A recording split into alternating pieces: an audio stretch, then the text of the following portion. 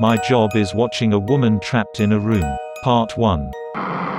3 years ago, I was looking at the local job classifieds online when one of the ads caught my eye, not because of what it said, but because it said so little. Best I remember, the ad just read job available.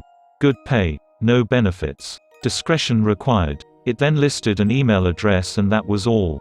At the time I was managing a music store, but I had already started hearing rumors we would be shutting down within the next year and the likelihood of a transfer to another store was slim.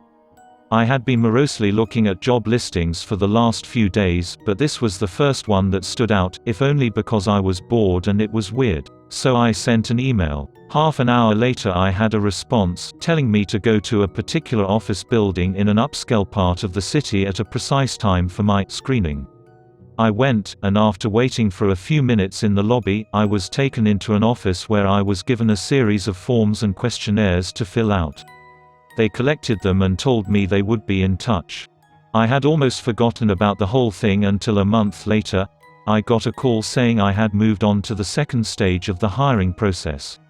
I was again given an address and time, and when I arrived, this time it was a different nice office park 20 miles away from the first one. I was met by a man who introduced himself as Mr. Solomon. He escorted me into a large room that contained a chair and a desk. On the desk were 2 large monitors, a keyboard and mouse, and a bolted-down metal box with 2 oversized buttons on it, one red and one green. He told me this room was a model for the place I would be working if I took the job. He described the job as follows. I would be working 7 shifts of 6 hours every week. My job would be simple. I would arrive at work 10 minutes early and enter an outer area that was like a locker room. I would have my own personal locker. I would store all belongings in the locker and change into the provided work clothes. I was never, under any circumstances, to take any item with me from the surveillance room. As for what I was to do in the surveillance room, I was told that the monitor on the left would constantly show a live stream from a high-definition camera in a remote location. My job was simply to watch the camera. Once an hour I would get onto the computer attached to the right monitor and enter a brief log describing anything interesting that occurred in the last hour. I would have no pens or pencils or paper, and I should never try to take any kind of written notes about the work. As for the red and green buttons, the red button was only to be used if there was an emergency. This meant something on the video or in my workspace that required outside help. The green button was to be hit if I saw something on the video feed that was particularly noteworthy. It would tell other people somewhere that, at least in my opinion, something interesting was going on. Solomon stressed that while I was given discretion on when to use this button, I should err on the side of only using it if and when something of real significance occurred. He pointed out the camera on the ceiling of the room we were in. He said the real room would be the same. My work would be observed, and other people were watching the room on the video feed as well. He said I was only a redundancy in case other systems failed. He then smirked and asked if I knew what he meant by redundancy. I nodded, trying not to show my irritation. I don't talk that good to people, so sometimes they think I'm dumb. That's okay. Let him think that if he paid me good enough. The pay was very good. $35 an hour. This worried me. I was already thinking this was some kind of psych experiment or secret government job, which I was okay with. But that kind of money to sit and watch a screen? My mom always told me that if something seems too good to be true, it probably is, and this was seeming too good to be true. I asked if I was going to be doing anything illegal. Solomon laughed and said no. I asked if anyone was going to get hurt. Again, he shook his head no. He said the reason they were paying so much was because they needed employees that were motivated to be professional and discreet. The work they were doing was important, and for various reasons it couldn't be discussed. If I took the job, I would have to sign papers promising I would never discuss my work there or I could be sued or locked up. I'm only breaking that now because of everything that's happened. So I took the job, and because they wanted me to start right away, I had to quit the store with no notice.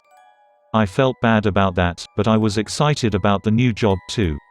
It was a lot of money and seemed like easy enough work, if a bit boring. I was nervous that there was something more to it, but I told myself I would just have to see. No point in chickening out and wasting a good chance because I let my imagination go crazy. I was given the location of the job itself, and when I went there, I was amazed that it really was just like the model room I had been shown, with only a few differences.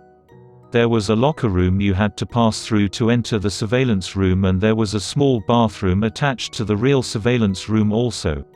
The real room had a small water cooler in the corner, but because I wasn't allowed to bring anything in with me, I had to eat before or after every shift. The biggest difference, of course, was that the monitors were turned on. The right monitor was just a black and white terminal like you see in movies sometimes. I could type in my logs, but no internet to look at or anything like that.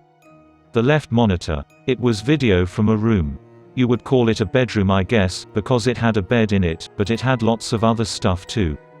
A TV, a sofa and chairs, a couple of tables, and plenty of empty space in between. The camera must be high up in a corner, because I could see pretty much everything except for the far sides of furniture.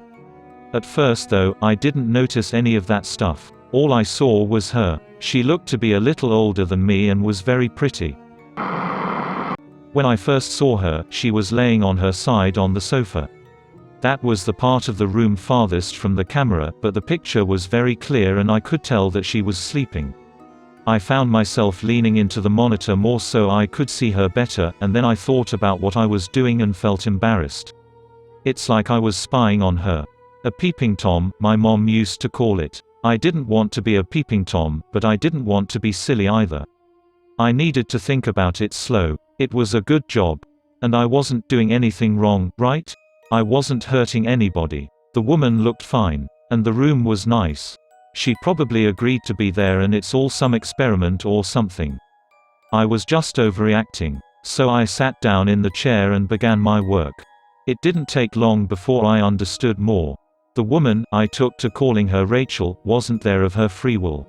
I never saw her hurt, but it was clear that she never left that room except to go into what I think is a bathroom area that my camera couldn't see. Well, she never left the room on her own.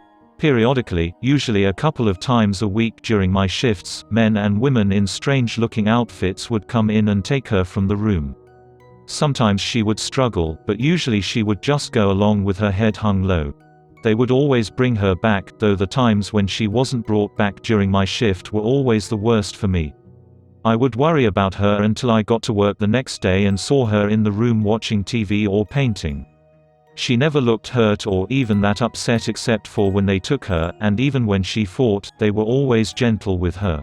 Still, I knew something was wrong. I considered quitting the job, or hitting the red button and getting someone to come so I could get some answers. Or calling the police and showing them what the camera was showing me. Except I was scared. Scared of losing my job, and scared of what these people might do to me if I quit or told on them. Solomon had told me when I took the job that part of being discreet was not asking questions. I would never be asked to do more than I had already been told, but I could never tell anyone what I did or saw, and I could never ask questions about what I was doing or why. So I made excuses. It was all an experiment. She was crazy or sick and they were trying to help her. She was doing a job just like I was. Or if she really was a prisoner somewhere, at least I was watching to make sure that she was okay. If they ever tried to hurt her, or I saw that she really didn't want to be there for sure, I could get help then. In a way, I told myself, I was helping to protect her by watching. I don't expect you to think much of my excuses.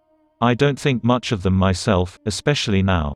But in my defense, when things changed, I didn't ignore it or try to explain it away. I knew something had to be done. Rachel would usually paint for an hour or two every day, and it seemed to always be during my afternoon shifts. The room had no windows as far as I could tell, but I guess she either used a clock or her own body's time to keep to a kind of schedule. I always liked to watch her paint. The thing she was painting was always facing the wrong way for me to see it, but I could see her face as she worked. She always looked peaceful and happy when she was painting, and seeing her that way, smiling serenely from time to time as she got something the way she wanted it, always made my day. I first noticed something was wrong when she started painting more frequently a few weeks ago. Her expression was more focused and serious, and there was attention to her movements that I wasn't used to seeing. At first I thought she was just really trying to work hard on something, and I wanted to tell her not to worry. Every few weeks the others would come in and take the old paintings out anyway, bringing in a new stack of, I think the word is canvas. But it was more than her being focused. Something was wrong. She didn't look happy and she was going for hours at a time. In the span of 3 days, she had finished 4 paintings. I had been growing more and more worried watching her work, and when she finished the 4th, I found myself telling her to just stop and rest a while. I had grown accustomed to talking to the monitor, talking to her in my own way. But she didn't stop. Instead she began moving the paintings, arranging them on the back and seat of the long sofa at the far end of the room. This was the first time I had gotten to see any of the paintings. Even when the others were taking them out, they always seemed to be turned away from the camera. I was still worried about her, but I was also happy to finally see something she had worked on. Happy and amazed. They were beautiful. One was a beautiful green forest. Another was an old stone well. A third was a house sitting alone on a small island. The last was an old-fashioned looking movie theater. All of them looked like something out of a dream, with trailing lines of color mixing in the air around them like leaves caught in a wind. It was only when I looked close that I realized the lines of color weren't random. They were words. Easy to miss if you weren't looking close, and by themselves, they didn't seem to mean much. Just the ghost of a word somewhere in each of the paintings, easy to lose in everything else that was being shown. I leaned into the monitor and squinted, trying to read the words. Then my heart started thudding as I made them out. Blinking and rubbing my eyes, I looked again, reading them out loud in order, left to right, top pair then bottom. Please. Help. Me. Thomas. I pushed back from the monitor, my hand over my mouth. I didn't know what to do. I didn't know how any of this could be happening. It wasn't just that she was asking for help, though that was a big part of it. It was that my name is Thomas. Thank you for listening. Watch this video for a moment. I'll see you on the next video.